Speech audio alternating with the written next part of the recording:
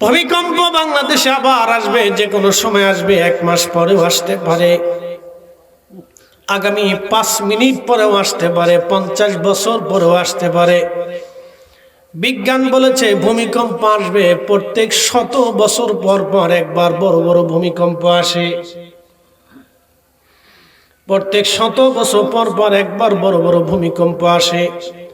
আজ থেকে 100 বছর আগে বড় ভূমিকম্প হয়েছিল। সেন্ট মার্টিন দ্বীপ যেটা আপনি দেখেন, এটা কখনোই দ্বীপ ছিল না, এটা ছিল সাগরের নিচে। এটা ছিল সাগরের নিচে।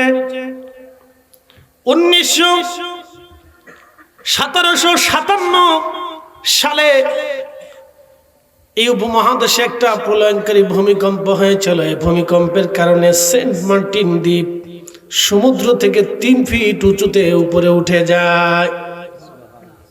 সুবহানাল্লাহ বলবেন না? আচ্ছা, উঠাইলো কে? এখন দাবাইতে পারে কে? আমাদের কোনো ক্ষমতা নেই। এমনও হতে পারে বাংলাদেশের মতো আরেকটা দেশের মতো, বাংলাদেশের সমান আরেকটা দ্বীপ সাগরের বঙ্গোপসাগরের নিচে ভাসমান।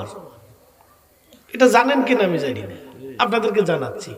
এটা সুসংবাদ আছে, খালি দুঃখের সংবাদ দিলেই তো হবে না। একটা সুসংবাদ আল্লাহ দিয়ে রাখছে, সমুদ্রের নিচে এটা দৃশ্যমান। মানে একটা বাংলাদেশের মতো একটা দ্বীপ জমে আছে, এটা এখন উপর উঠে নাই। এমন হইতে পারে এই ভূমিকম্পে এই দ্বীপটা উপরে উঠতেও পারে। এদিক দিয়ে ভাঙ্গে আল্লাহ ওদিক দিয়ে করে দিতে পারে। একসাথে কোন আল্লাহু আকবার। সেন্ট মার্টিন দ্বীপ যেমন পৃথিবীতে কখনো ছিলই না, সেটা 1757 খ্রিস্টাব্দে এক ভূমিকম্পে সেটা দৃশ্যমান হয়েছে। আপনাদের মেঘনা নদী এক সময় লালমাই পাহাড়ের পাদদেশ দিয়ে প্রবাহিত হতো, কুমিল্লার লালমাই। সেই নদীটা আজকে আপনাদের এখান দিয়ে প্রবাহিত হচ্ছে। এমনও হতে পারে এই নদীর গতিপথ ভিন্ন দিকে প্রবাহিত হতে পারে। এটাই আল্লাহর ইচ্ছা।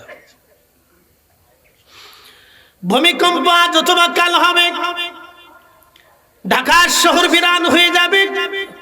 এই শহরে কোনো মানুষ বসবাস করতে পারবে না, অনুপযোগী হয়ে যাবে, শুধু লাশ আর লাশ। এমন অবস্থাও হতে পারে এই শহরের মানুষের লাশের দাফন দেওয়ার মতো কোনো অবস্থা থাকবে না, কারণ এত শক্তি বাংলাদেশের নাই। এমন হেলিকপ্টারও নাই যে হেলিকপ্টার দিয়ে উদ্ধার অভিযান চলবে। এত অর্থ শক্তি প্রযুক্তি বাংলাদেশে নাই। যদি এই মুহূর্তে ভূমিকম্প হয়, এটা আদৌ সম্ভব হবে না। কিন্তু যদি হয়ে যায়, ঢাকা শহর মিসমার হয়ে যাবে, বড় বড় শহর মিসমার হয়ে যাবে। শুনলে আরো আশ্চর্য হবেন, এই ভূমিকম্পের উৎপত্তি হবে আপনাদের নরসিংদী জেলা থেকে।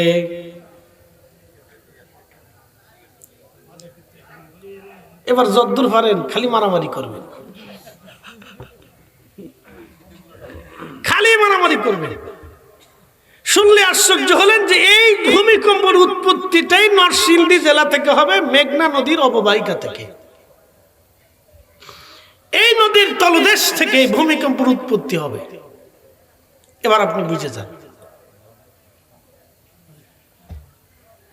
তাহলে নরসিংদীর শহরও মাটির সাথে প্রথম ধাপে শেষ হয়ে যাবে।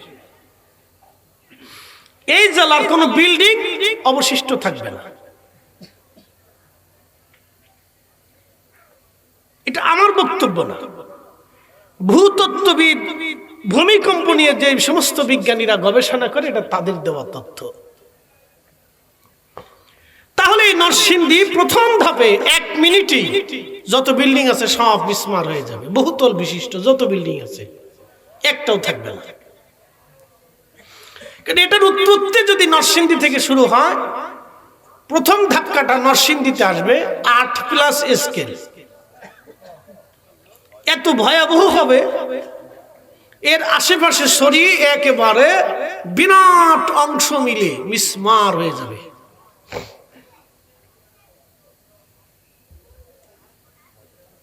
শুক্রবারের দিন আমি খুতবা পড়তে পড়তে হেলান দিয়ে একটু তন্দ্রা এসে গেছে আমার, জুমা নামাজ পড়তে যাব, তো খুতবাটা দেখতেছি। যে আজকে কি আলোচনা করবো, তো একটু দেখি। তো দেখতে দেখতে একটু তন্দ্রা আসছে, বাচ্চার মায়ের চিৎকার দিয়ে উঠল যে ভূমিকম্প আসছে। তা আমি উঠে দেখি বিল্ডিং নড়তেছে, সর্বনাশ। তো বিল্ডিংটা ক্যাচ করে শব্দ আসলো, তখনই আমার কলিজার ভিতরে কামড় দিয়ে উঠছে, আজকে বুঝি আর রক্ষা হলো না, আজকেই বুঝি শেষ। বাচ্চাদেরকে নিয়ে ঘরের বাহির থেকে বের হয়ে আমার ফ্ল্যাট থেকে, আমার 9 তলা, আমাদের ফ্ল্যাটের 9 তলা বিল্ডিং, 8 কাঠার উপরে। সবার আগে আমি বিল্ডিং থেকে বের হয়ে বাচ্চা কাচ্চা নিয়ে বের হয়ে আসছি। আমার পরে আস্তে আস্তে সবাই বের হয়েছে, শিক্ষার ঢুকার ঝিৎকার চেঁচামেচি যা আছে সব। তখন আমি দেখলাম যে যতই দড়ি পালাই, কিন্তু পালানোর কোনো ব্যবস্থা নাই। আমার নিচে যে দারোয়ান আছে, হে দারোয়ান চিন্তা করে হুজুর দৌড়াই কে, হেউ বুঝে সারে না যে কি হয়েছে। হ্যাঁ, বুঝেন নাই, তাড়াতাড়ি বের হন, মারা গেলে তো আপনি সবার নিচে, এটা ভাঙে পড়লে সবার উপরে, আপনার মাথার উপরে পড়বো, তাড়াতাড়ি আসে। সরে না গে, হুজুর কি হয়েছে, ভূমিকম্প হইতেছে। হ্যাঁ বুঝে সারি নেই। তো প্রিয় উপস্থিতি, আল কারিয়া, মহাপ্রলয়। ইযা যুলজিলাতিল আরদু জিলসালাহা, 1400 বছর আগে কোরআন বলল পৃথিবী প্রকম্পিত হবে। একসাথে বলবেন আল্লাহু আকবার। তখন আরবের মানুষ যারা ছিল তাদের বিশ্বাস করতে খুব কষ্ট হয়েছে যে এটা কি করে হয়, পৃথিবী কেমনে কাঁপবে। তখন তারা বুঝে নাই কি আধুনিক এই বিজ্ঞান থেকে বোঝা যায় হ্যাঁ পৃথিবী কাঁপবে, এবং এটা এক সময় ধ্বংস হবে। আজকের যে পৃথিবী দেখতেছেন এটা একসময় এরকম ছিল না, এটা একসময় এরকম ছিল না। এটা আল্লাহ প্রলয়ঙ্করী ভূমিকম্প দিয়ে আমার এক জায়গায় করছেন, আমার প্রলয়ঙ্করী ভূমিকম্প দিয়ে এটাকে ছন্ন ছাড়া করে দিবেন। একসাথে বলবেন আল্লাহু আকবার। জমিন কার না, একসাথে বলতে হবে জমিন কার, জমিনের মালিকানা কার। জীবনেও কোনোদিন জমি নিয়ে ঝগড়া করবেন না, অনুরোধ করে গেলাম। এটা নিয়ে কাউকে আঘাত করবেন না, কাউকে কষ্ট দিবেন না। কেউ যদি 1 ইঞ্চি জমি আপনার নিয়ে চলে যায় তো ফয়সালা আল্লাহর কাছে দেন। কিয়ামতের ময়দানে ওই 1 ইঞ্চি জমিটা তার জন্য ভয়াবহ কষ্টের কারণ হবে। কত কষ্ট! একেবারে পাতালের 7তম জমিনের নিচ পর্যন্ত যত মাটি আসবে সমস্ত মাটি সমান করে তার গলার মধ্যে রশি বেঁধে সুন্দর করে বাঁধাইয়া তাকে ছেড়ে দেওয়া হবে যে এবার কিয়ামতের ময়দানে টানতে থাক, টানতে থাক। কত টানবি টান, কতদিন টানবে তা আল্লাহ বলে দিলেন।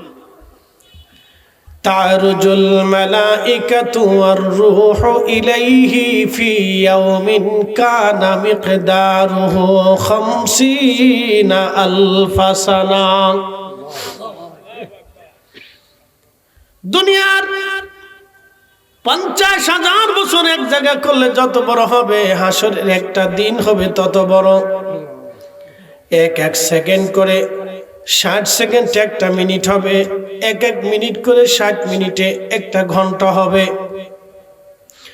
এক ঘন্টা করে 24 ঘন্টায় দিন ও রাত হবে, 24 ঘন্টার দিন ও রাতে 365 দিনে একটা বছর হবে, এক বছর করে 50,000 বছর হবে। 50,000 বছর যত বড় হবে, হাসরের একটা দিন হবে তত বড়। সেই দিনের শত শত বছর গলার মধ্যে ওই মাটি নিয়ে আসে হাসরের ময়দানে শুধু ঘুরতে থাকবে, ঘুরতে থাকবে, ঘুরতে থাকবে। এই জন্য বললাম না, শুধু সুরতে মুসলমান হইন না, নীতিতে মুসলমান হন। সুরতে না, নীতিতে। আবার আপনাদেরকে বুঝাই, একজনের 1 গিলাস পানিও যদি আপনি জোর করে খাইয়ে নেন, এটা আপনি জোর করে তার কাছ থেকে নিয়ে গেছেন, নিয়ে খাইছেন, কিয়ামতের ময়দানে এই পানিটাই কথা বলবে। একসাথে বলবেন আল্লাহু আকবার। এই পানিটা কি করবে? কথা বলবে। যার কাছ থেকে পানি নিছেন তে যতদিন পর্যন্ত মাফ না করবে আল্লাহ ততদিন পর্যন্ত আপনাকে মাফ করবে না। না, আল্লাহ করবে না। আল্লাহর ওয়াদা আছে, আল্লাহর ওয়াদা আছে। যেমন আমি আপনাকে বলি, আপনার স্ত্রী আপনার স্ত্রী, আপনার স্ত্রী আপনার স্ত্রী, আপনার স্ত্রীর প্রতি আপনার হক। এখন আপনার বউ লয়ে যদি আমি রিক্সা দিয়ে রাস্তা দিয়ে ঘুরি, ফারকে নিয়ে ঘুরি, মানবেন? আসতে কোনকে? আমি তো আপনাদের বক্তা হুজুর, মানতেন নি তো? হুজুর দেখার টাইম নেই। তুমি আমার বউ লইছো, বউ তো আমার, তোমার ডেলে তুমি করো। তা আমার অধিকারে তুমি হাত দিছো কেন? তো রব্বুল আলামিন বলবেন, বান্দারে তুমি আরেকজনের অধিকার নষ্ট করে আমার কাছে আসছো। আমি তাকে সৃষ্টি করেছিলাম, তোমাকেও সৃষ্টি করেছিলাম, তাকেও রিজিক দিয়েছিলাম, তোমাকেও রিজিক দিয়েছিলাম। তো তুমি তার রিজিক অন্যায় করে নিয়ে খাইছো, হিসাব তুমি আজকে তার কাছ থেকে বুঝাইয়া দিয়ে তারপরে তুমি আমার কাছে আসো। হিসাব বরাবর। ওয়াজ যদি বুঝেন তাহলে বাড়ি নিয়ে যেতে হবে, শুরুতে না, নীতিতে মুসলমান হতে হবে। কথা কন নাকি? ঠিক কিনা? সুরত তো নিবেনি, কিন্তু নীতিতে আগে হতে হবে। এ মুসলমান, ভালো করে শুনে যাবেন। এই কথাগুলি বোঝাটা অত্যন্ত জরুরি, জানা অত্যন্ত জরুরি। এই কথাটা আমি আপনাদেরকে বোঝাবো। শান্তিপাড়াবাসী, মাশাআল্লাহ, শান্তিপাড়া নামটা কি রাখছে? সুন্দর। শান্তি আছে তো? কথা কন না, শান্তি আছে তো? তাহলে কন্যা আলহামদুলিল্লাহ। আমি এক জায়গায় গেছি, নাম হচ্ছে হাতিবান্ধা থানার গুতামারি গ্রামে, বুঝলেন? তো আপনি তো শান্তিপাড়া, আর এ তো হলো গুতামারি। উরে বাপরে বাপ, কোন জায়গায় আসলাম? লোক এখানে জিগে, ভাই আপনারা গুতা মারেননি? হুজুর কি কর? আপনারা কি গুতা মারেননি? না, গুতা মারি। তো গুতামারি নাম রাখছে কে? কি যে রাখছে তাও কইতারি। শান্তির উপরে আছেন, আল্লাহর দরবারে সুখ কি? গুতামারি হইলে আর উপায় আছে না।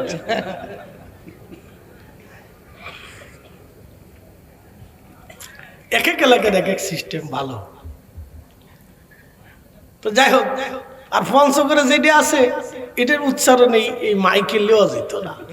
লইলে কালকে 24 ঘন্টার ভিতরে সারা দুনিয়া খুঁজে হুজুরের জবান বালা না। তো খুব মনোযোগ দেন। যে কথা বলছিলাম আমরা সেদিকে ফিরে চলে যাই। তাহলে আল্লাহর হক আর বান্দার হক এটা বোঝা গেছে কিনা? এটা বোঝা জরুরি, দরকার আমাদের। শান্তিপাড়াবাসী খুবই মনোযোগের সাথে শুনবেন। আমি আমার মূল আলোচনার দিকে ফিরে যাব। রব্বুল আলামিন আমাদেরকে বলেন, ইযা জিলাতিল আরদু জিলজালাহা। পৃথিবী আপন প্রকম্পে প্রকম্পিত হতে থাকবে, কাঁপতে থাকবে, কাঁপতে থাকবে, কাঁপতে থাকবে। কি ভয়ঙ্কর হবে সেই দিন, পৃথিবীর জমিন কাঁপবে। আবার অন্য আয়াত আল্লাহ বলেন, ইযা সামাউ ফাতারাত, আসমান ভেঙে ভেঙে পড়বে। আপনি হয়তো ভাববেন জমিনে যখন ভূমিকম্প আসবে আপনি বিমান নিয়ে আকাশে উড়ে যাবেন, পালানোর সুযোগ নাই। আল্লাহ বলে দিলেন, জমিন যখন প্রকম্পিত হবে তখন আসমান ভেঙে ভেঙে পড়তে থাকবে। ইযা সামাউ ফাতারাত, আসমান ভেঙে ভেঙে পড়বে। ওয়া ইদাল কাওয়াকিবু তাসারাত, আকাশের নক্ষত্র রাজিগুলি ভেঙে ভেঙে ভেঙে ভেঙে পড়বে। শুধু এইখানে চিন্তা করলেন, হুজুর তাহলে আমি সাগরের দিকে রওনা দিব। আমার রব সেই দিন বলে দিলেন, শোনো, ওয়া ইদাল বিহারু ফুজ্জিরাত, সাগরের তলদেশ উদ্দোলিত হয়ে সমস্ত পানিগুলি জমিনে আছাড় মারতে থাকবে।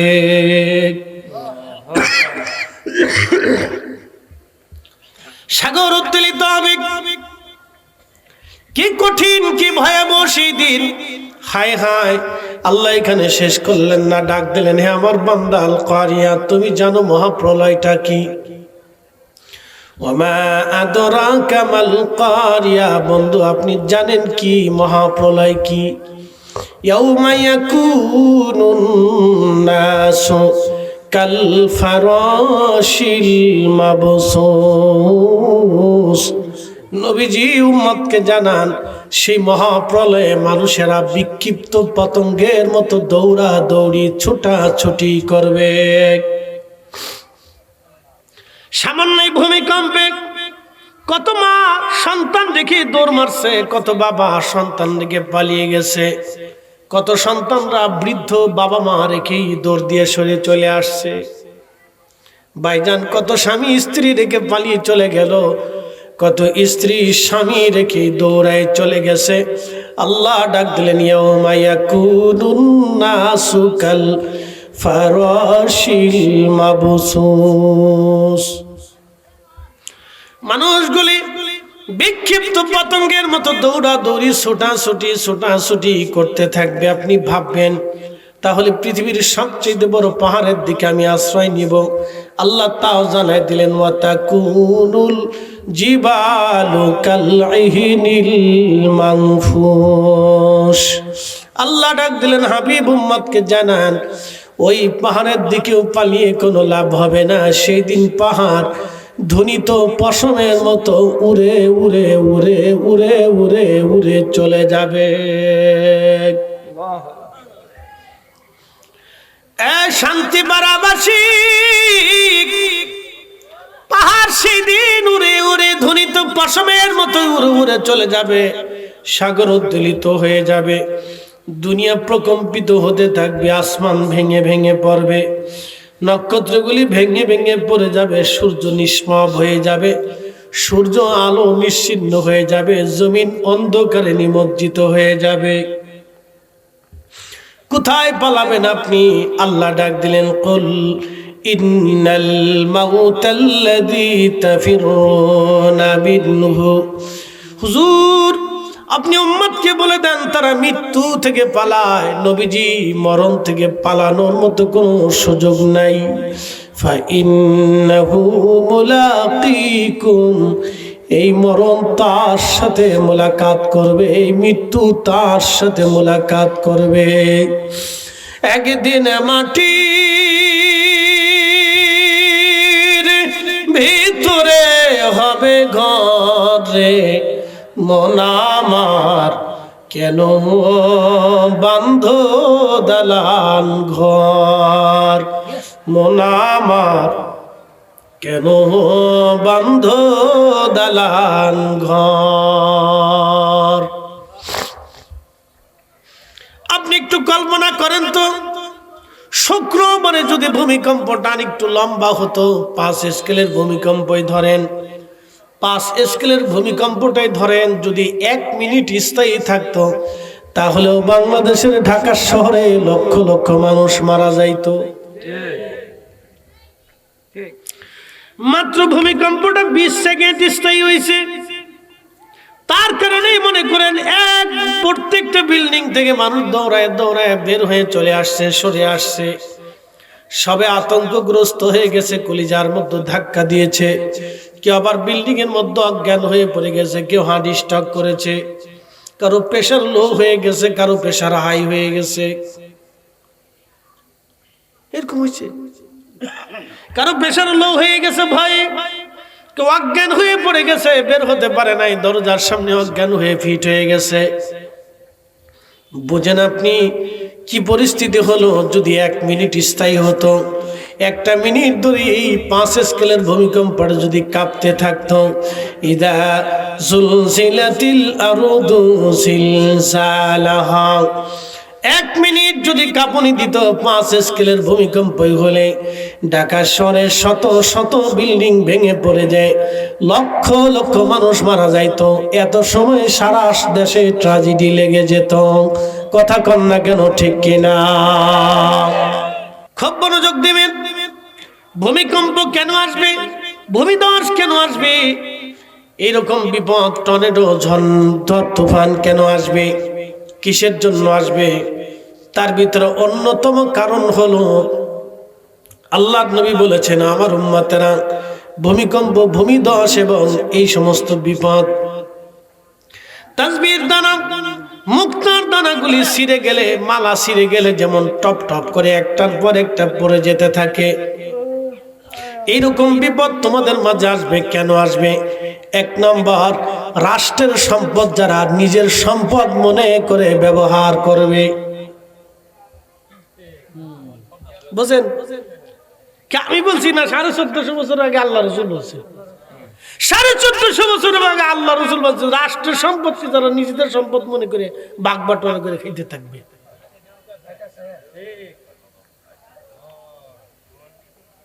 বলেন, 10 বছর আগে যে ভিক্ষা করে খাইতো সে এখনো ভিক্ষা করে খায়। 10 বছর আগে যে কামলা দিত সে এখনোই কামলা দেয়। 10 বছর আগে যে রিক্সা চালায় তো সে এখনো রিক্সা চালায়। 10 বছর আগে যে এই অটো গাড়ি চালায় তো সে এখনো অটো গাড়ি চালায়। 10 বছর আগে যে শ্রমিকের কাজ ছিল সে এখনো সেই কাজই করে। পরিবর্তন হয় নাই, ভাগ্যের পরিবর্তন হয় নাই। তাহলে এই 10 বছরে দেশের এত আয় কোথায় গেল? গেল কোথায়? আল্লাহ রসুল বলছেন, আমার উম্মত ভূমিধস আসবে, জমিন কাঁপবে, জমিন ভেঙে যাবে, আসমান থেকে গজব আসবে, মুক্তার দানার মতো ছিটে ছিটে যেইভাবে পড়ে যায় তাসবির দানা, ওরকম একটার পর একটা গজব আসবে, মহামারী আসবে, নানান ধরনের কঠিন কঠিন জটিল জটিল সমস্যা আসবে। উম্মত কেন জানো? যখন মানুষ রাষ্ট্রের সম্পদকে নিজের সম্পদ মনে করিয়া ভাগ বাটোয়ারা করে খাইতে থাকবে, তখনই আল্লাহ গজব জমিনে পাঠাবে। অন্যায় বিচার যখন জমিনে বেড়ে যাবে, ন্যায় বিচার থাকবে না, তখনই ভূমিধস আসবে। আপনি হিসাব করে দেখেন, দেশের ন্যায় বিচার আছে বলে আমার মনে হয় না। না, কিচ্ছু নেই, কারোর কোনো জীবনের নিরাপত্তা নেই, কিচ্ছু নেই। তো ভূমিকম্প আমার আসবে না, তা আপনার আসবে, সবারটাই তো আসবে। কি কথা কর না কেন, ঠিক কিনা? তো জমিন লাড়া দিলে বিল্ডিং এর নিচে আপনিও পড়তে পারেন, আমিও পড়তে পারি। তখন ওই জমিন হুজুরও চিনবে না, আলেমও চিনবে না, জালেমও চিনবে না, সবাই একসাথে চাপা দেবে। কি আসতে কলকে জোরে বলে?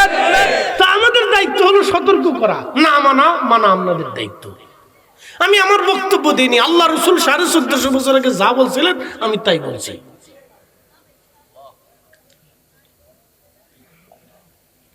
আমি তাই বলছি। সন্তান পিতা মাতার অবাধ্য হবে। আপনি এখন হিসাব করেন তো, বাংলাদেশের যতগুলি পরিবার আছে, 100 পরিবার আপনি গণনা করেন, পরিসংখ্যান দেন, 100 পরিবারের ভিতরে 80 পরিবারের পিতা মাতার সন্তান কর্তৃক নির্যাতিত হয়। হয় গালি শোনে, না হয় ধমক শোনে, লাথি খায়, না চবর খায়, না ঘুষি খায়, না হলে ঠিক মতো পয়সা করে পায় না, না হলে ওষুধ পাতি কিনে দেয় না, আর না হয় সন্তান জুদা হয়ে গেছে, বাপ মা একা হয়ে গেছে। কি আসতে কনকে জোরে বলে? তাহলে ভূমিকম্প এদেশে আসবে না তো কোন দেশে যাবে? হ্যাঁ, এদেশে আসবে ভূমিকম্প। বিজ্ঞান বলতেছে 50 বছর পরে আসলেও এদেশে মহা ট্র্যাজেডি আসবে। 1 কোটি মানুষ মারা যাবে জায়গার উপরে। 2 মিনিটে 5 মিনিটে 1 কোটি মানুষ শেষ। আমি বলিনি তো, আল্লাহ রসুল বলেছেন, 1450 বছর আগে বলেছেন, যেই জমিনে এরকম হবে সেই জমিনে আল্লাহ ধস নামাই দিবে। আপনি জানতো ইউরোপে ওদের মেয়েরা হাফ প্যান্ট পরে, আমাদের দেশের ছেলেরা ইটালি যাওয়ার জন্য পাগল হয়ে যায়, স্পেন যাওয়ার জন্য পাগল, পর্তুগাল যাওয়ার জন্য পাগল। তারা চিন্তা করে ইউরোপের কোনো একটা দেশে ঢুকতে পারলেই লাইফ খারাপ। কি কথা ঠিক আছে না ভাই? যে ইউরোপের একটা দেশে আমার একটা ছেলে ঢুকতে পারলেও লাইফ খারাপ। এ দেশের বিশেষ করে ডিসি হওয়ার চাইতে মনে করে যে ইটালি যাইয়া কামলা খাটাও ভালো। কি কথা খারাপ হয়েছে ভাই? তাহলে বুঝেন আপনি সে দেশ কত উন্নত। বলে কেন? সুন্দর জীবনের আশায় যায়। বলে চিন্তা নাই, পুলিশি ঝামেলা নাই, হয়রানি নাই, গ্রাম্য ঝামেলা নাই, ঝগড়া নাই, ফাসাদ নাই, এই গ্রাম সেই গ্রাম নিয়ে মারামারি নাই, জমি নিয়ে ঝগড়া নাই।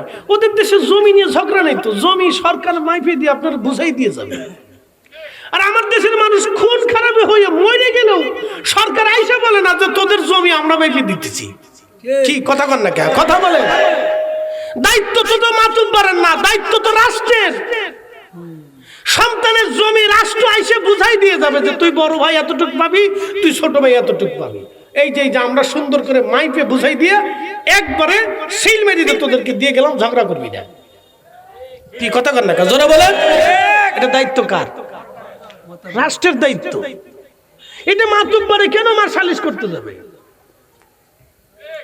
জমিন তো রাষ্ট্রের অধীনে, আমরা তো রাষ্ট্রের অধীনে। রাষ্ট্র আমার কাছ থেকে ট্যাক্স নেয়, রাষ্ট্র আমার কাছ থেকে সুবিধা নেয়, আমি রাষ্ট্রের কাছ থেকে সুবিধা নিব। কথা ঠিক আছে কিনা? উন্নত বিশ্বে মানুষ কেন চলে যায়? ঝামেলা নেই না, কোনো ঝামেলা নেই। নিশ্চিন্তে ব্যবসা করতেছে, খাচ্ছে, সরকারের ট্যাক্স দিতেছে, কোনো টেনশন নেই। পুলিশ নিরাপত্তা দিচ্ছে, আপনি অসুস্থ হয়ে পড়ে গেলেন, পুলিশ আপনাকে ধরে নিয়ে হসপিটালে নিয়ে উন্নত মানের চিকিৎসা আপনাকে দিবে। আর এদেশে হসপিটালের দ্বারে দ্বারে ঘুরতে ঘুরতে রোগীর জান শেষ। আর যদি একবার আইসিইউর ভিতরে ঢুকাইতে পারে, তাহলে আপনি যে গরিব না ধনী ও ছাতা কিচ্ছু দেখবেন, আপনি জমি বেচে দিবেন না রক্ত বেচে দিবেন, টাকা দিয়ে তারপর রোগী ছাড়াই নিতে হবে। এদেশের ভিখারি, গরিব, অভাবী, মিসকিন, দরিদ্র, রিক্সাওয়ালা, ভ্যানওয়ালা, দিনমজুর, এদের কোনো চিকিৎসা এদেশের হাই কোয়ালিটিতে নাই, না বিধানে নাই। এই জন্য সবাই চিন্তা করে আমি ইউরোপ যাই গে, যদি একবার ফাঁক পাই নৌকাতে চড়ে ঢুকে চলে যাই, বাসি বাঁচবো মরিব। কষ্ট হইতেছে আপনাদের? উচিত কথায় ময় বাজার, গরম বাতে বিলাই বাজার। আল হাক্কু মররুন, হক কিন্তু তিতা। কথা কন না কেন, ঠিক কিনা? তো কবে পরিবর্তন হবে জানি না, আল্লাহ যেদিন করাবে সেই দিন করবে। তবে মানে ভূমিকম্প হওয়ার আগে হবে না, না আমার মন বলতেছে না।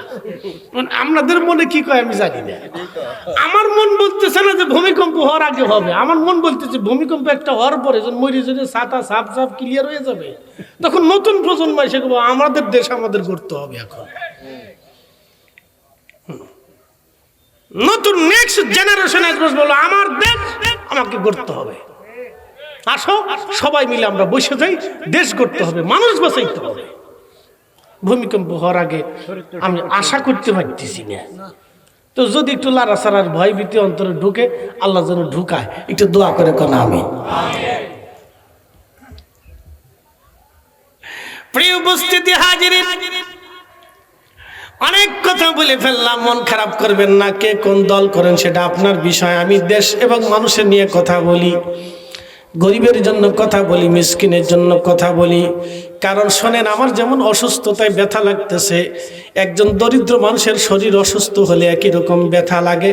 ব্যথার কিন্তু কোনো রাজনীতি নাই, ব্যথার কিন্তু কোনো ধর্ম নাই, ব্যথার কিন্তু কোনো পয়সা নাই, ব্যথার কিন্তু কোনো কালা ধলা নাই, ব্যথার কিন্তু কোনো জ্ঞান গরিমা নাই। ধনীর ব্যথা যেরকম, গরিবের ব্যথা একই রকম। ধনীর দুঃখ যেমন, গরিবের দুঃখ একই রকম। কি কথা বলেন না কেন? সবার চোখের পানি কিন্তু একরকম, সবার চোখের পানি কি একরকম, এটা মনে রাখবেন। সবার চোখের পানি একরকম। সবার রক্ত বের হয়ে গেলে যেমন ব্যথা লাগে, আমার রক্ত বের হলে যেমন ব্যথা লাগবে, ঠিক ঠিক আপনার রক্তটাও বের হয়ে গেলে একই রকম ব্যথা লাগবে। আমাকে বাড়ি দিলে ঠিক যেরকম ব্যথা লাগবে, আপনাকে বাড়ি দিলে ঠিক একই রকম ব্যথা লাগবে। তো ব্যথার কিন্তু কোনো ডিসিএসপি, হুজুর, আলেম, জালেম, ইমাম, মুসল্লি এগুলি কিন্তু নাই। ব্যথা কিন্তু সবার একই রকম, এটা বুঝতে হবে। যন্ত্রণা কিন্তু সবারই কিরকম। গরিবের অসুস্থতা হলে যেরকম যন্ত্রণা করে, ধনীর অসুস্থতা হলে একই রকম যন্ত্রণা করে। বাপ, তো ধনী চিকিৎসা পেলে গরিব কেন পাবে না?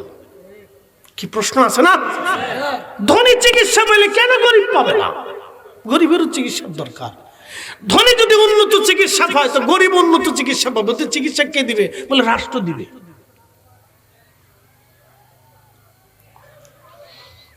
প্রিয় উপস্থিতি, শান্তিপাড়াবাসী, গ্রামের নাম শান্তিপাড়া দেখে আমি কিন্তু শান্তির ওয়াজ করতেছি।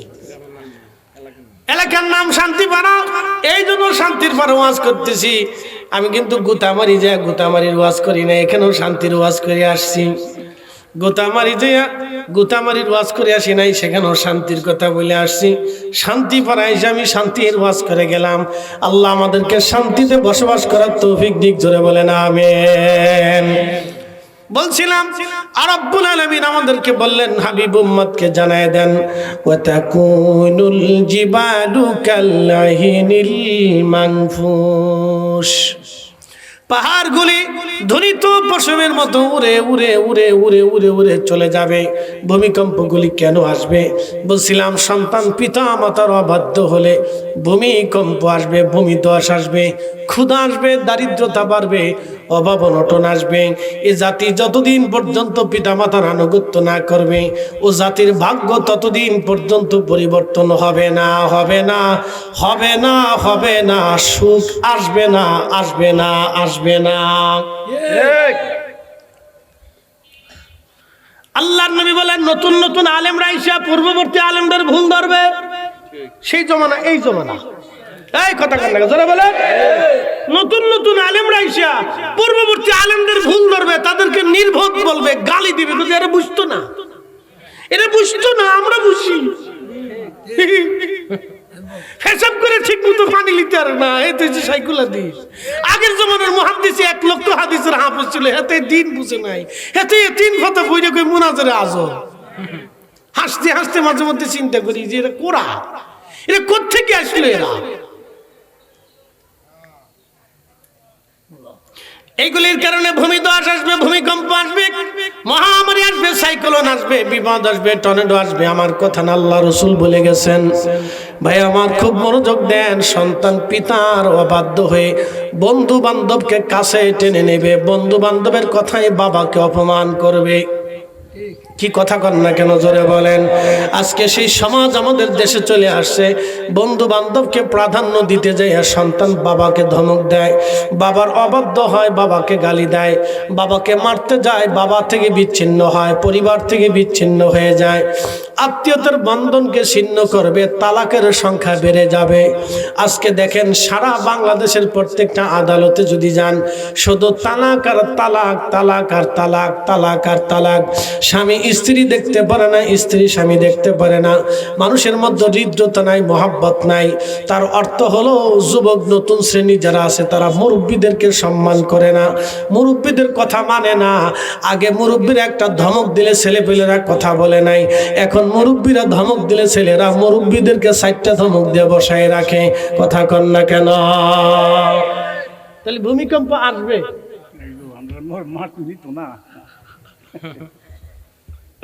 ভূমিকম্প আইব,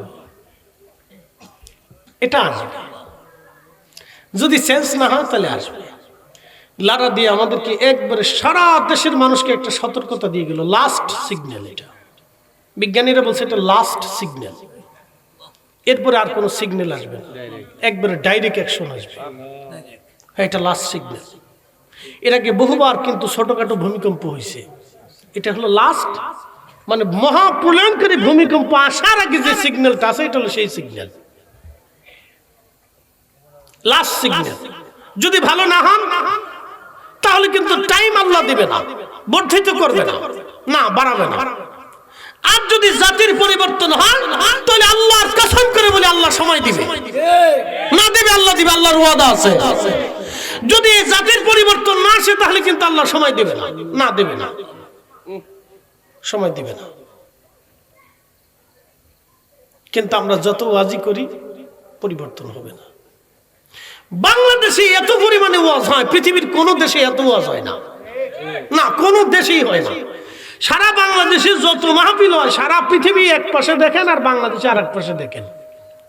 বাংলাদেশের মাহফিল এক কোণার পরিসংখ্যানে আনেন, সারা দুনিয়ার মাহফিল আর এক পাশের পরিসংখ্যানে এনে দেখেন। বাংলাদেশের যত মাহফিল সারা দুনিয়াতে এত মাহফিল হয় না, এত মাহফিল হয় না। তারপরে এরা মসজিদ থেকে নামাজ পড়ে আইসে সুদ খায়, সুদ খাইয়ে যায় নামাজ পড়ে, নামাজ পড়ে এসে ঘুষ খায়, ঘুষ খাইয়ে যাইয়ে তারপরে নামাজ পড়ে। আসতে পারবে টাকা পয়সা গুনে আমার নামাজ আছে, নামাজটা পড়িয়েছি, তোমরা বসো। বিরাট বুজুর্গ সেজদা দেখে সুবহান রাব্বিল আলা, শয়তানের দূরে দাঁড়ায় দাঁড়ায় চিন্তা করে যে আমি শয়তান না ও শয়তান। চিন্তা করে যে কত বড় সিটার না, শয়তানের দূরে দাঁড়ায় চিন্তা করে যে এটা কত বড় সিটার। আল্লাহু আকবার। বলে আউযু বিরাব্বিন নাস মালিকিন নাস ইলাহিন নাস মিন শাররিল ওয়াসওয়াসিল খান্নাস আল্লাযী ইউওয়াসওয়িসু ফি সুদুরিন নাস মিনাল জিন্নাতি ওয়ান নাস। জিন শয়তান মানুষ শয়তান। এজন্য রমজান আসলে দেখবেন জিন শয়তান দেখ ঠিকই আল্লাহ শিকল দিয়ে বাঁধতে রাখে, কিন্তু মানুষ শয়তান তার বাঁধে না। এর লেগে হঠাৎ করে মুরগির দাম বাড়বে, তেলের দাম বাড়বে, পেঁয়াজের দাম বাড়বে, শস্যের দাম বাড়বে, মসুরির দাম বাড়বে, খেসারির দাম বাড়বে, সবজির দাম বাড়বে, আলুর দাম বাড়বে। রমজান মাস আসলে ঠেলে ঠেলে ঠেলে ঠেলে দাম বাড়ে, ঠেলে ঠেলে ঠেলে ঠেলে দাম বাড়ে।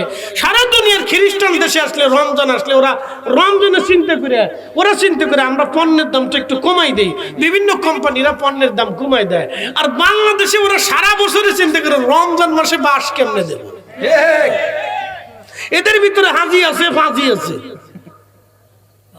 এরকম যত হাজি আছে এদের আমি হাজি কই না, এটি সব ফাজি কই। এটি হাজি হইতে পারে নাই, না জীবনও হাজি হইতে পারে নাই। কিসের হাজি? ইসলামের মৌলিক দিক বুঝতে হবে, সুরতে না নীতিতে মুসলমান হতে হবে। কথা কন না ঠিক কিনা? সুরতে না নীতিতে হতে হবে, নীতিতে মুসলমান হতে হবে, নীতিতে।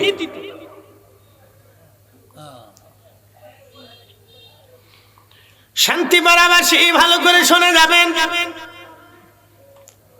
কথাগুলি অত্যন্ত মজবুত করে আমি আপনাদেরকে কেন বলতেছি। এত বড় ভূমিকম্প আমাদের মাঝ থেকে আল্লাহ অল্পতে নিয়ে গেলেন, শেষ সিগন্যাল। যদি জাতি পরিবর্তন না হয়, যদি পরিবর্তন না হয়, তাহলে মনে রাখবেন পরবর্তী মহামারী, মহাপ্রলয়, ভূমিকম্প দিয়া এই জাতিকে একেবারে ধূলিসাৎ করে দিয়ে আল্লাহ আমাদের পরিবর্তন করার চেষ্টা করবেন। অবশ্যই ভূমিকম্প আসবে, এটা আল্লাহর ওয়াদা, এটা আমাদের কারো হাতে নাই, কেননা আমরা কর্ম ভালো করি নাই। কথা বলেন ঠিক কিনা? আচ্ছা আপনারা আমার দিকে তাকান তো, বৌদ্ধরা তারা বৌদ্ধ ধর্ম মানে না? মানে। আচ্ছা মায়ানমারে কি ইসলামিক কোনো অনুশাসন আছে? কিন্তু তারা চলে না, বিচার আচার হয় না। আচ্ছা অস্ট্রেলিয়াতে বলেন মুসলমান আইনে অস্ট্রেলিয়াতে কোনো কিছু আছে? নাই। তারা খ্রিস্টান অথবা অন্য ধর্মের, আবার কেউ আছে ধর্ম মানে টানে না। বলেন তাদের দেশে কি বিচার আচার হয় না? বাংলাদেশের মতো এরকম অন্যায় বিচার হয় না। দেখবেন 100% পিওর বিচার করার চেষ্টা করে তারা। তাদের দেশটাকে তারা কত সুন্দর করে সাজাইছে, মানুষ অল্প কিন্তু দেখবেন ল্যান্ড অনেক, তারপরেও তারা 100 বছর পরে পরিকল্পনা করে রাস্তা বানাইছে। আর আমরা রাস্তা বানাইতে গেলে মানুষের জমি ছাড়ে না, 1 ইঞ্চি ছাড়ে না। আবার সরকার জমি নিলে ঠিক মতো টাকা দেয় না। নানান ধরনের সমস্যায় আমরা জর্জরিত। এই সমস্যা তো জটিল কিছু না, এটা শুধুমাত্র কিছু মানুষ হাতে করে 50,000 থেকে 1 লক্ষ মানুষের দুর্নীতির কারণে আমাদের বাংলাদেশের 18 কোটি মানুষ আমরা কষ্ট করি। এই 1 লক্ষ মানুষের দুর্নীতি যদি না থাকে তাহলে 18 কোটি মানুষ আমরা সুখে শান্তিতে ঘুমাইতে পারি। জমি নিয়ে ঝগড়া হয় না, টাকা নিয়ে ঝগড়া হয় না, দোকান নিয়ে ঝগড়া হয় না, এলাকা নিয়ে ঝগড়া হয় না, চাকরি নিয়ে ঝগড়া হয় না। আমার দেশের মেধাবী চাকরি নিতে গেলেও টাকা লাগে। কি আসতে কনকে জোরে বলেন? এই জন্য মেধাবী চিন্তা করলো যে চাকরি পেলাম না, তাহলে সৌদি আরব যায় কামলা খেটে আসি। এই জন্য বহু মেধাবী চাকরি না পায় শেষ পর্যন্ত সৌদি আরবে যাইয়া, দুবাই যাইয়া, কাতারে যাইয়া তারপরে ক্লিনার হয়, ঝাড়ু দিয়ে পরিষ্কার করে কয়টা পয়সা করে দেশে পাঠায়। চাকরি পায় নাই কি করবে? চাকরি নাই কি করবে? টাকা যার আছে সে চাকরি পেয়ে গেছে, মেধাবীর কোনো মূল্যায়ন হলো না। তো এইভাবে যদি আগামীতে চলতে থাকে আগামীর বাংলাদেশ মেধাশূন্য হবে। হ্যাঁ মেধাশূন্য হয়ে যাবে, অবশ্যই মেধাশূন্য হয়ে যাবে। মেধা থাকবে না দেশে, সব মেধাবীরা দেশ থেকে পালিয়ে চলে যাবে।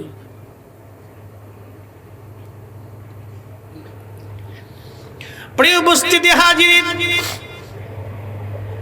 এই জন্য বলছিলাম কিয়ামত আসবে, দুঃখিত ভূমিকম্প আসবে, বাংলাদেশের ট্র্যাজেডি আসবে। এখন আমাদের করণীয় কি? রাসূলের হাদিসের আনুগত্য নিয়ে আসতে হবে।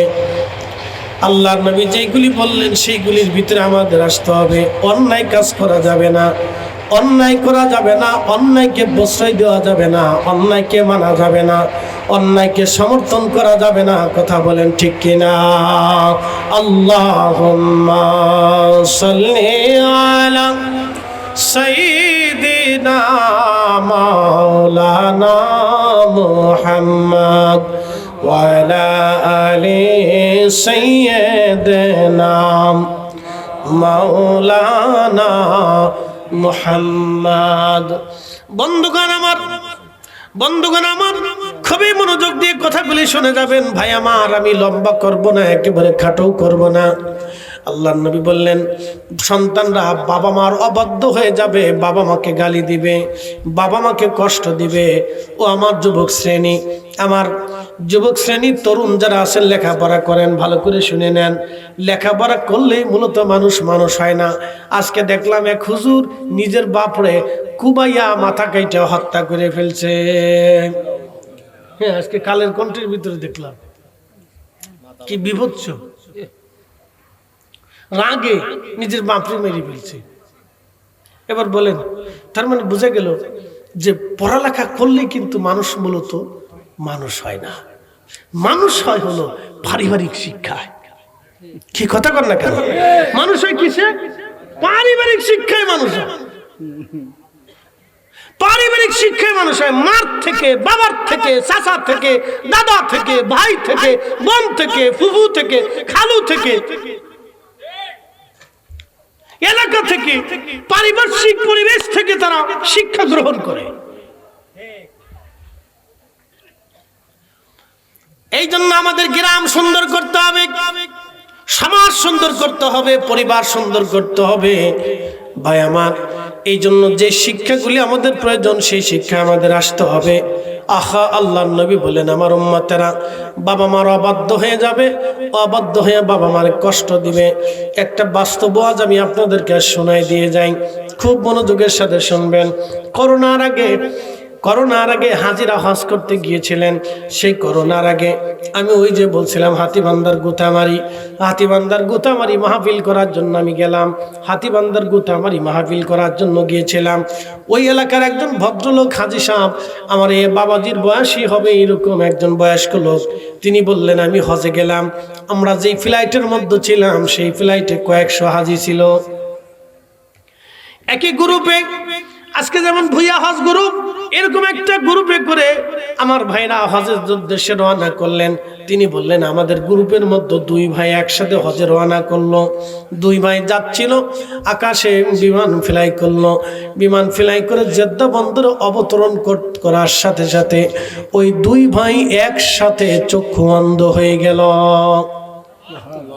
দুই ভাই একসাথে চোখ অন্ধ হয়ে যাওয়ার পরে হাজী সাহেব বলতেছেন, ওই ফ্লাইটে আমি ছিলাম, আমি নিজে ছিলাম, আমরা একসাথে।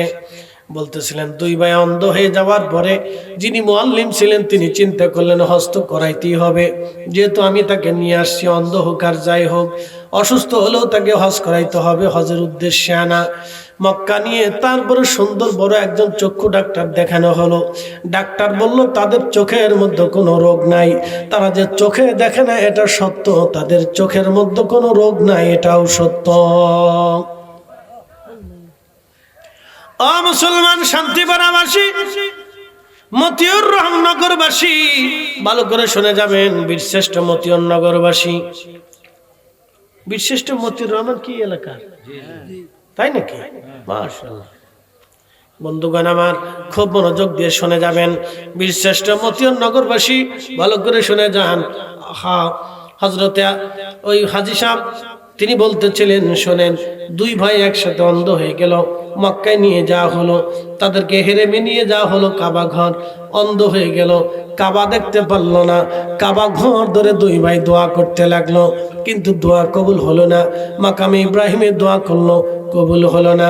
কাবা তওয়াফ করলো, উমরা করলো, সাই করলো, সাফা মারওয়াতে দোয়া করলো, কিন্তু চোখ ভালো হলো না।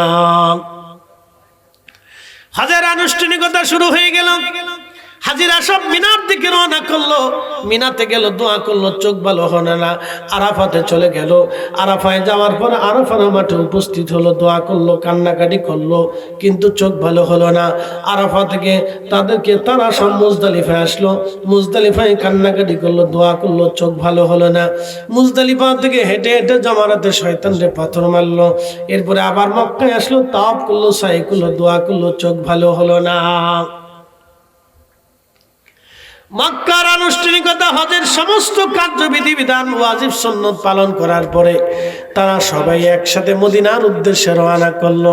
আল্লাহর নবীর রওজা শরীফে নবীজির মসজিদে নববীতে আসলো। প্রিয় নবীর রওজা মোবারকে সালাম দিল, দোয়া করলো, চোখ ভালো হলো না। বুঝতে পারতেছেন? ভালো করে শুনে নেন। এরপরে তারা দুই ভাই মসজিদে নববীতে আসলো, নামাজ পড়লো, দোয়া করলো, চোখ ভালো হলো না। মসজিদে নববীর শ্রেষ্ঠতম জায়গা রওজাতুম মিন রিয়াজিল জান্নাহ। আল্লাহর নবীর রওজা শরীফ থেকে মিম্বার শরীফ পর্যন্ত এই মাঝখানের যে জায়গাটা, এটা রওজাতুম মিন রিয়াজিল জান্নাহ। দুনিয়ার একটা খাস জান্নাতের বাগান। আল্লাহর নবী বলেছেন এটা আল্লাহ ঘোষিত জান্নাতের বাগান। এইখানে কেউ যদি দোয়া করে তাহলে সে যেন জান্নাতে দোয়া করে, এইখানে কেউ যদি নামাজ পড়ে সে যেন জান্নাতে নামাজ পড়ে। একবার জোরে বলা যাবে কি মারহাবা। নবীর শান বোঝার জন্য বেশি দূরে যাওয়ার দরকার নাই, রিয়াজুল জান্নাতে গেলেই পাবেন। 70,000 নবী বাইতুল আকসায় নামাজ পড়ছে, রিয়াজুল জান্নাহ নাই। 70,000 নবী বাইতুল আকসায় নামাজ পড়েছে, রিয়াজুল জান্নাহ নাই। 2,24,000 নবী কাবা শরীফে নামাজ পড়েছে, রিয়াজুল জান্নাহ নাই। কিন্তু মসজিদে নববীতে একজন নবী নামাজ পড়লেন, তিনি ইমামুল মুরসালিন রাহমাতুল লিল আলামিন সাইয়্যিদুল কাউনাইন ওয়াস সাখালাইন।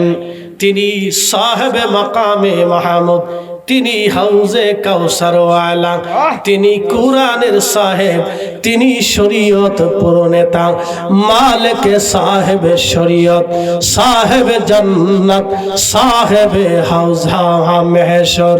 তিনি আল্লাহর মেহবুবে আলা হাবিবুল্লাহ। একবার জোরে বলা যাবে কি মারহাবা। নারে তাকবীর, নারে রিসালাত।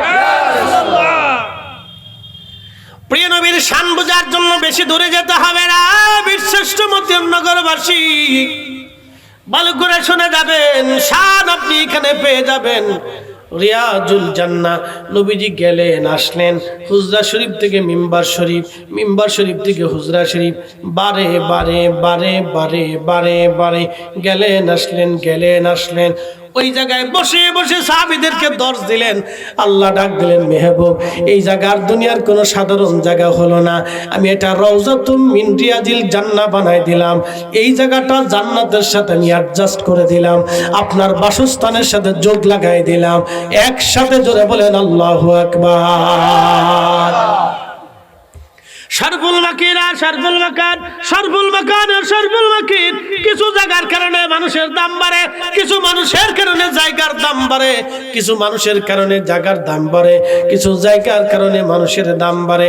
আমার নবীর কারণে মসজিদে নববীর দাম বেড়ে গেল, মসজিদে নববীর দাম বেড়ে গেল। অতএব মসজিদে নববী নিয়ে যদি কেউ কটূক্তি করে ওরে জুতা দিয়ে বাইরিয়ে দেন। কেউ যদি আমার নবীর মদিনা শরীফ নিয়ে কটূক্তি করে ওরে জুতা দিয়ে বাইরিয়ে দেন। আমার রাসূলের ইজ্জত নিয়ে যদি কেউ কটূক্তি করে ওরেও জুতা দিয়ে বাইরে দেন, কারণ ওরা মুসলমানের কাতারে পড়ে না, ওরা সবাই মুনাফিকের কাতারে পড়ে যাবে। কথা বলেন ঠিক কি না?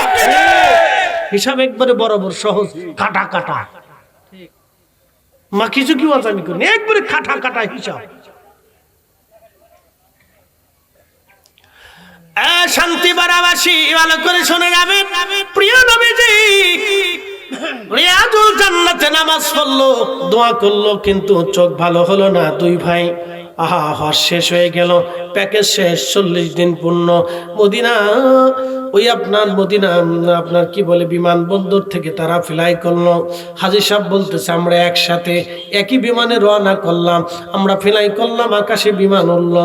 যখন আকাশে বিমান উঠলো সৌদি আরবের উপরে একবারে আকাশে চলে গেল, তাদের লাগলো যত বিমান ঢাকার দিকে আগায় তত চোখ খুলতে থাকে। বিমান যখন ঢাকার শহরে অবতরণ করলো এয়ারপোর্টে, তখন তাদের চোখ অটোমেটিক ভালো হয়ে গেল। বিষয়টা বুঝতে পারলো না। হাজিরা বলল কি ব্যাপার, আপনারা দুই ভাই একসাথে হজে গেলেন, একসাথে অন্ধ হয়ে গেলেন, সারা মক্কা মদিনায় হজ করলেন, অন্ধ হয়ে দেখলেন, চোখে দেখলেন না, সারা অন্ধ অবস্থায় আপনারা হজ করলেন, আবার বাংলাদেশে আসলেন, চোখ ভালো হয়ে গেল। কারণটা বলবেন, আপনারা নিশ্চয় কোনো অপরাধ করছেন। আপনাদের জীবনে কোনো ভয়াবহ অপরাধ আছে হাজিরা? বলবেন কি দুই ভাই একসাথে অন্ধ হলেন, বলেন তো দুই ভাইয়ের একসাথে কি অপরাধ করছেন? আজকে বলে দিয়ে যান, আমরা হাজির ও সতর্ক হয়ে যাব। দুই ভাই চোখের পানি ছেড়ে দিয়ে বললেন, আহার আমাদের জীবনের একটা ভুল আছে, আমাদের ঢাকাতে বাড়ি গাড়ি আছে, সব আছে, কিন্তু আমরা আমাদের বৃদ্ধ মা বাবার এই বৃদ্ধাশ্রমে রাখছিলাম। আমাদের দুই ভাইয়ের বাড়ি ঘরে আমাদের বাবা মার জায়গা হয় নাই। ওই অবস্থায় বাবা মা কবরে চলে গেছে, বাবা মা বদদুয়া করে গেছে। এই জন্য আমরা একসাথে হজে গেলাম, কিন্তু চোখে দেখলাম না। আল্লাহর ঘর চোখে দেখার সুযোগ হলো না, আমার রসুলের বারগা নবীর দরবার দেখার সুযোগ হলো না, আমার পিয়ারা নবীর রওজা শরীফ দেখার সুযোগ হলো না, মসজিদে নবীর সবুজ মিনারা দেখার সুযোগ হলো না, আল্লাহর নবীর স্মৃতি বিজড়িত জায়গাগুলি দেখার সুযোগ হলো না। আমরা হজ করলাম কিন্তু চোখে দেখতে পারলাম না। এটা আমাদের বাবা মার বদদুয়া, বাবা মার বদদুয়া। হাজির হজ কবুল হলো না, হাজির হজ কবুল হলো না। আল্লাহর নবী বললেন, সাহাবীরা মা বাবার চেহারার দিকে যদি মায়ের নজরে তাকাও, কবুল হজের সওয়াব হয়ে যাবে। সাহাবীরা বলেন, ইয়া রাসূলুল্লাহ 100 বার যদি তাকানো হয়, নবী বলেন 100টা কবুল হজের নেকি হয়ে যাবে। আল্লাহু আকবার। এই নজরে বলেন আল্লাহু আকবার, এই আরো জোরে বলেন আল্লাহু আকবার। হজ কবুলের জায়গা কোন জায়গা বুঝে যান। খালি ওয়াজ শুনে গেলে হবে না, ওয়াজ বাড়ি পর্যন্ত নিয়ে যায়। টাকা হলে আর হজে গেলে হাজি হওয়া যায়। ইস, টাকা হলে হজে গেলে হাজি হওয়া যায়। হাজি কি গাছে ধরে নাকি?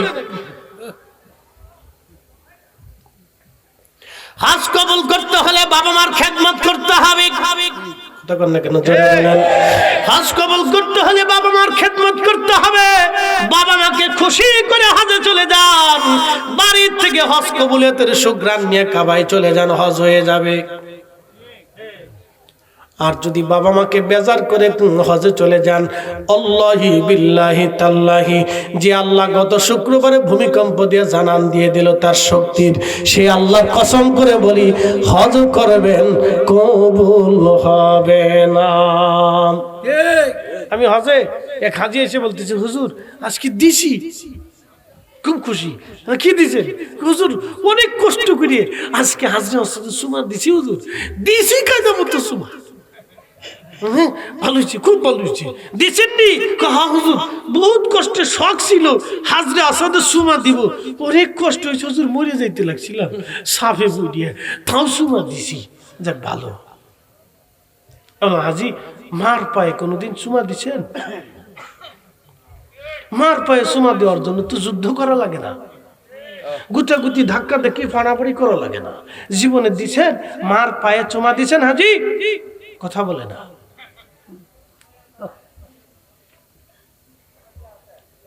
বুঝে ওয়াজ বাড়ি পর্যন্ত নিয়ে যায়। এক সাহাবী এসে বলেন, ইয়া রাসূলুল্লাহ ফতে মক্কা হয়েছে, মানত করেছিলাম যদি ফতে মক্কা হয়ে যায় তো আল্লাহর জান্নাতের দরজার মধ্যে সুমা লাগাবো, তো ফতে মক্কা তো হয়ে গেছে, কিন্তু খোদার দরজা কই পাবো? বেহেশতের দরজা কোথায় পাবো নবীজি? মাসালা বলে দেন। আল্লাহর নবী বলেন, সাহাবী বাড়ি মা আছে? বলে হ্যাঁ ইয়া রাসূলুল্লাহ মা আছে। নবীজি বলেন, যাও মায়ের পায়ের মধ্যে চুমা লাগাও, আল্লাহর জান্নাতের দরজায় চুমা লাগানো হয়ে যাবে।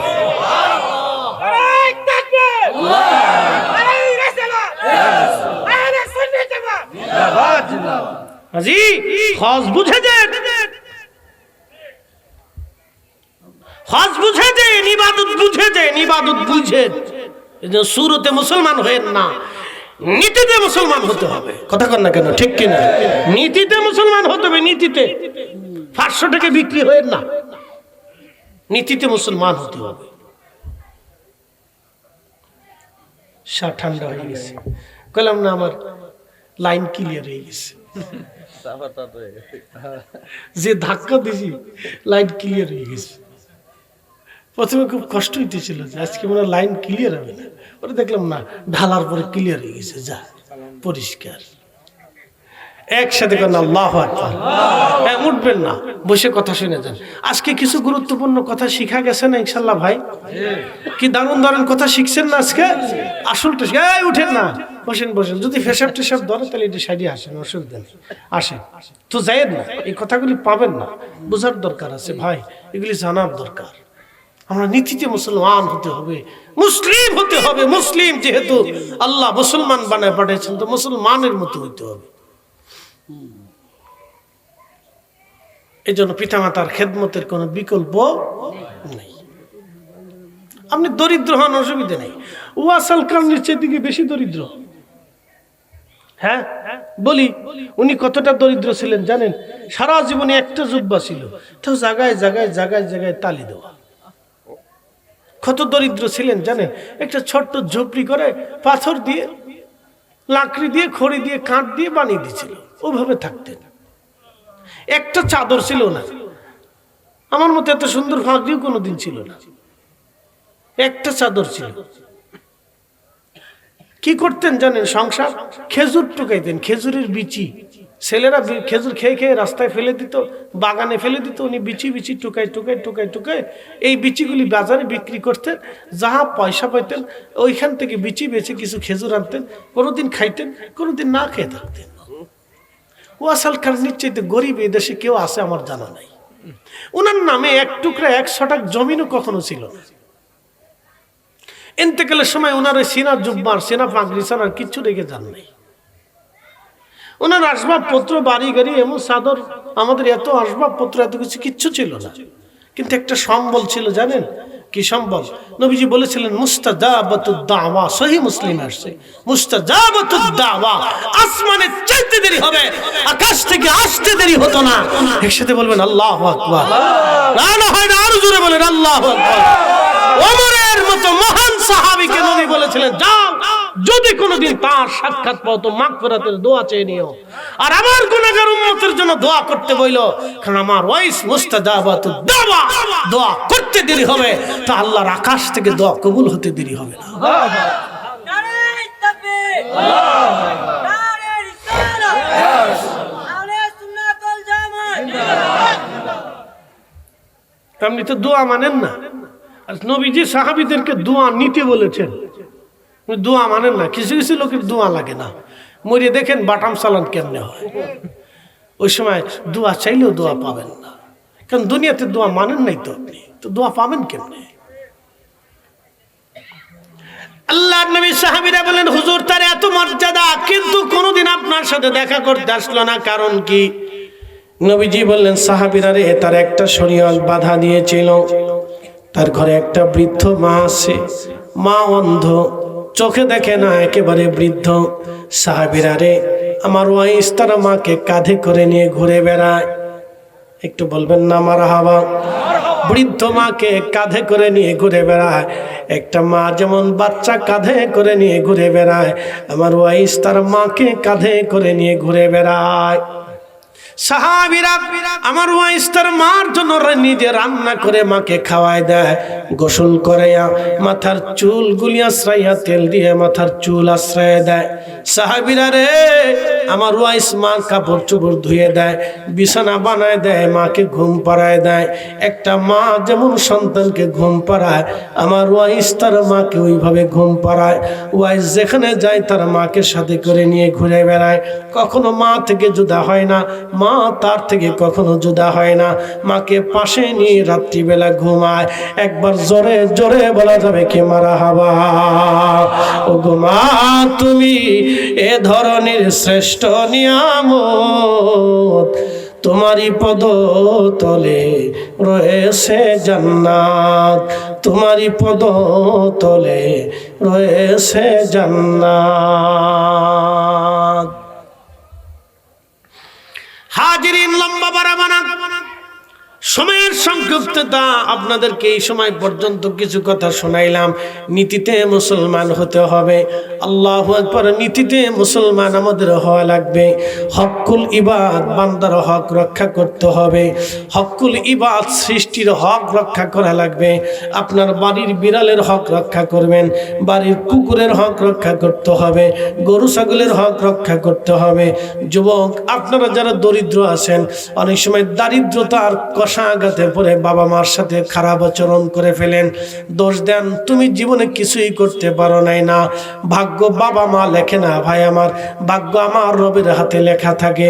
আপনি গরিব ঘরে জন্ম নিয়েছেন, এটা আল্লাহর পক্ষ থেকে পরীক্ষা। বন্ধু আমার, বাবা মাকে গালি দিবেন না, কষ্ট দিবেন না। আপনি হযরত ওয়াইসিল কারনীর মতো হয়ে যান। আপনি হযরত ওয়াইসিল কারনী বৃদ্ধকালে অভাবের সংসারে মাকে নিয়ে যেইভাবে খেদমত করেছিলেন, আপনি ওইরকম খেদমত গুজার সন্তান হয়ে যান। আল্লাহর কসম, দুনিয়াতে আপনার সম্মান হবে না, কিন্তু হাসরের ময়দানে আপনার আকাশ চুম্বি আকাশ চুম্বি সম্মান আল্লাহ আপনাকে দিয়ে দেবে। ওলিদের কাতারে বসাই দিবে, শহীদদের কাতারে নিয়ে রেখে দিবে। আল্লাহর আরশে আল্লাহর নিচে আল্লাহ আপনার জন্য জায়গা বরাদ্দ করে দিবে। একেবারে বিনা হিসেবে আল্লাহ জান্নাতি বানায় দিবে। একবার আওয়াজ তুলে বলা যাবে কি মারহাবা। বিনা হিসেবে জান্নাত, বিনা হিসেবে জান্নাত, বিনা হিসেবে জান্নাত। প্রশ্ন রাখতে পারেন ফরিদি সাহেব, হুজুর মা তো মরে গেছে, বাবা মরে গেছে, আমরা তো ভুল করে ফেলছি, খেদমত করতে পারি নাই। হা হা, এখানে শ্রোতা বক্তা যারা আছে, আলেম ওলামা যারা আছে, সাধারণ অসাধারণ যারা আছে, শিক্ষিত অশিক্ষিত যারা আছে, আমরা 100% বাবা মার খেদমত আদায় করতে পারি নাই। আমার এই বাবাজিও পারে নাই বাবা মার খেদমত 100% আদায় করতে, আমরা কেউ পারি নাই। সাহাবী জিজ্ঞেস করলেন, হুজুর আব্বা আম্মার খেদমত তো ঠিক মতো আদায় করতে পারি নাই নবীজি, কি করব এখন? আল্লাহর নবী ডাক দিলেন, সাহাবী ভয়ের কোনো কারণ নাই, চিন্তার কোনো কারণ নাই, পেরেশানি নিও না, চিন্তিত হইও না। আল্লাহ রুখসত রেখে দিয়েছেন, রাব্বি রাহমহুমা কামা রাব্বায়ানি সগীরা। আল্লাহ বলেন, বান্দা তুমি এইভাবে দোয়া করো, হে রব্বুল আলামিন, আমার বাবা মা যেইভাবে ছোট্ট গেলে আমাকে লালন পালন করেছিল, এইভাবে তুমি আমার বাবা আম্মাকে জান্নাতে জান্নাতে লালন পালন করো, জান্নাতে লালন পালন করো। ছোট্ট গেলে গোসল করাইয়া, হাতে শরীরে তেল মালিশ করাই দিয়া মা কোলের মধ্যে নিয়ে আপনাকে আদর করেছিল। পায়খানা পেশাবগুলি পরিষ্কার করে দিয়ে মা চুমা লাগাইছিল। আপনি বাথরুম করে দিলেও, সবার মুখের মধ্যে কাপড় চলে গেলেও মায়ের নাকে কখনো কাপড় যায় নাই। আপনি আমি বাথরুম করে দিয়েছি, আশেপাশে সবাই মুখের মধ্যে নাকের মধ্যে কাপড় লাগিয়ে দিয়েছে, গন্ধ আসতেছে, কিন্তু একজনের নাকের মধ্যে কাপড় যায় নাই, তিনি মা। কি কথা কন না কেন, ঠিক কিনা? তিনি মা, মায়ের নাকের মধ্যে কাপড় যায় নাই। আপনার বাথরুম মায়ের নাকে গন্ধ লাগে নাই। সন্তানের প্রতি মার কতটা কলিজার ভিতরে ভালোবাসা থাকলে মার নাকের মধ্যে আপনার বাথরুমের পায়খানাটা লাগে নাই। বুঝেন তো আপনি সেই মাকে ধমক দেন। যুবক, আপনার লজ্জা করা উচিত, ভয় করা উচিত। অবশ্যই আল্লাহর আদালতে আপনাকে দাঁড়াইতে হবে। একবার যদি মা আপনার বিরুদ্ধে মামলা করেই বসে, কিয়ামতের ময়দানে মা যদি একবার আপনার বিরুদ্ধে মামলা করে বসে, মক্কার ইমাম হলো, কাজ হবে না, কাজ হবে না, কাজ হবে না। কি কথা কন না কেন? মসজিদে নববীর ইমামও যদি হয়, কাজ হবে না, কাজ হবে না গো, কাজ হবে না। নামাজির নামাজ হলো না। 40,000 বছর যদি আপনি সেজদা দেন, কাজ হবে না, কারণ আপনি বাবা মার হক আদায় করতে পারেন নাই। এই জন্য বেশি বেশি দোয়া করতে হবে। আল্লাহর নবী বলেন, বাবা মার জন্য দোয়া করো, সাদকা করো, তাহলে তোমাকে কিয়ামতের ময়দানে আল্লাহ বাবা মার হক আদায়কারী সন্তান হিসেবে তোমার নাম আল্লাহর দপ্তরে আল্লাহ লিখে দেবে। একসাথে জোরে বলেন আল্লাহু আকবার। আর যদি দোয়া না করেন, তাহলে নাফরমান সন্তান হিসেবে আল্লাহ কিয়ামতের ময়দানে লিখে দিবে। এই জন্য আমাদের দেশে যারা দোয়া মানে না, ওরা নিজেরাও জানে না তারা ধ্বংসের দিকে চলে যাচ্ছে। কি আসতে কোন কেন জোরে বলেন? আগামী 50 বছর পরে ভূমিকম্প আসতে পারে। আমাদের দেশের জাতি এখনো সতর্ক হয় নাই, তারা নিজেরাও জানে না আগামী 50 বছর পরে হলো ভূমিকম্পটা আসবে, অথবা আগামীকাল সকালেও আসতে পারে, অথবা ঘরে যাওয়ার আগেও আসতে পারে, অথবা এই মুহূর্তেও আসতে পারে। আমরা কেউ জানি যে কোন মুহূর্তে আসবে। বিজ্ঞান বলছে আসবেই 100%। কারণ যে শক্তি নিচে জমা হয়েছে এই শক্তিটা বের হতে হবে। যেমন আপনাদের কি বুঝি, ফ্যাটে যদি গ্যাস হয় তাহলে গ্যাস কি বের করা লাগে না? গ্যাস তো বের হইতে হবে, বের না হলে তো পেটটা ফুলতে থাকে, অস্বস্তি অস্বস্তি লাগতে থাকে। এই জন্য ওইরকম মাটির নিচে শক্তি জমা হয়েছে। এই শক্তিটা বের হইতে হলে অনেক বড় একটা ভূমিকম্প হয়ে এই শক্তি বের হয়ে যাবে। এই জন্য বিজ্ঞান বলছে আসবেই ভূমিকম্প। আমরা যেমন এখনো সতর্ক হচ্ছি না, তো ঠিক যারা দোয়া মানে না, ও জানে না যে ওকে কবরে যেতেই হবে, আল্লাহর আদালতে দাঁড়াইতেই হবে, সেই দিন বাবা মা যদি মামলা করেই বসে, ওর 14 গোষ্ঠীর ওর মৌলবী যত আছে তারা নিয়ে দাঁড়াইলেও কাজ হবে না। এই কথা কেন জোরে বলেন? এই জন্য দোয়ার কাতারে থাকতে হবে। এই জন্য আহলে সুন্নাত ওয়াল জামাত এটি একমাত্র নাজাতের রাস্তা। আপনি মানলে মানেন, না মানলে না মানেন, ও সাথে আমার কিছু আসে যায় না। না মানলে না মানবেন, সমস্যা নেই। আপনার কবর আপনার কাছে, আমার কবর আমার কাছে।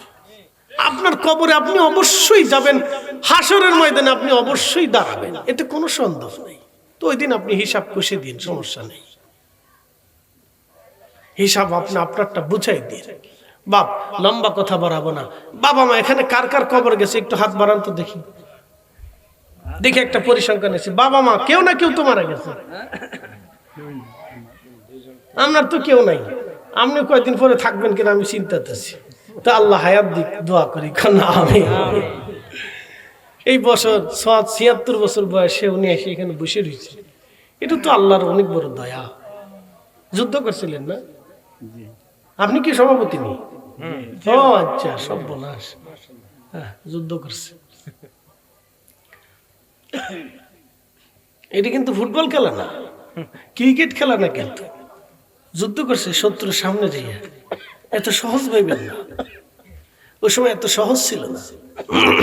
যারা মুক্তিযোদ্ধা ছিল তারা আমাদের দেশের সূর্য সন্তান, সম্মান করে। হ্যাঁ, সূর্য সন্তান সম্মান করে বানাইলেছে।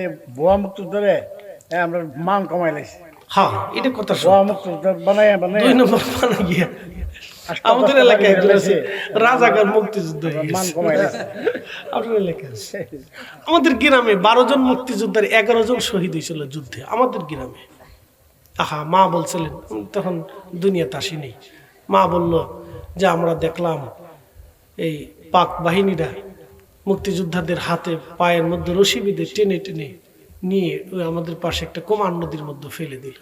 আহা, কার মায়ের সন্তান দেশ স্বাধীনের জন্য জীবন দিয়ে চলে গেল, তাদের নামও তো কোনোদিন তালিকায় আসে নাই। বুঝতে পারছেন? এগুলো দুঃখজনক আর কি। তো যা হোক, এদিকে আমি যাব না। বাবা মা অনেকের কবরে চলে গেছে, আব্বা আম্মা যাদের কবরে চলে গেছে, আমি বেশি কিছু